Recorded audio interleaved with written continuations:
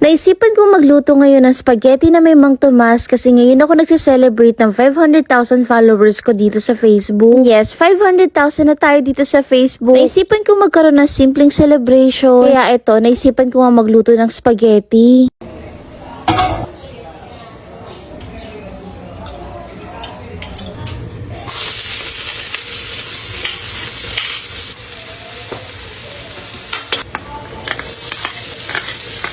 Grabe, naalala ko noon, 2022 ako nung nag-start ako dito sa Facebook. Noon, 1,000 followers lang talaga yung goal ko. Pero grabe dahil sa mga mukbang, sa mga luto ko, sa mga daily vlogs ko, minahal din ng mga tao. Grabe lang din kasi yung journey, hindi siya madali. Ngayon, mas na-appreciate ko na yung mga simpleng bagay. Kaya ng spaghetti, nakakapagluto na kami kahit normal na araw lang kasi noon, pag Pasko, birthday lang meron. Kaya thankful ako sa lahat, sa mga support nyo, sa mga bashers. At syempre, thankful ako kay Lord.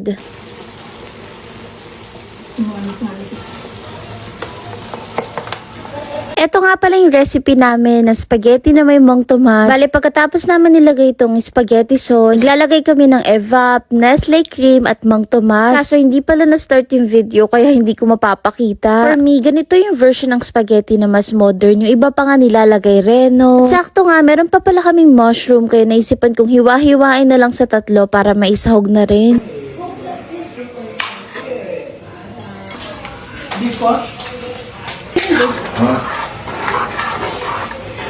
Hindi pala yung tuo.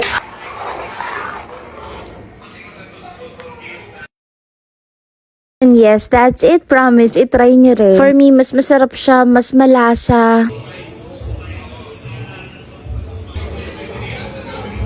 Ayun, salamat sa lahat, to everyone. Supportan nyo. Tapos sa mga brand din na nagtitiwala sa akin. Ayun, happy 500,000 followers sa ating lahat. Ingat kayo. Oops, at syempre naman, bago matapos ang video na to, tingnan nyo naman kung paano naging 2,300 pesos itong 500 pesos ko. And yes, at eto nga yung nilalaro ko na PH Fairy. Ang maganda kasi dito, kahit maliit o malaki yung cash in mo, pwede na yan. At eto nga, meron akong kinash in na 500. Mine, Super Ace, as in sobrang daming laro.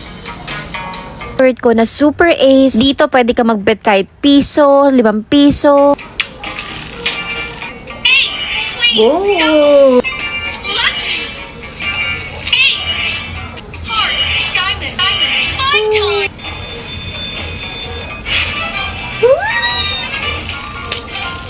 O diba yung 500 ko, nanalo pa nga ako ng 10 spins.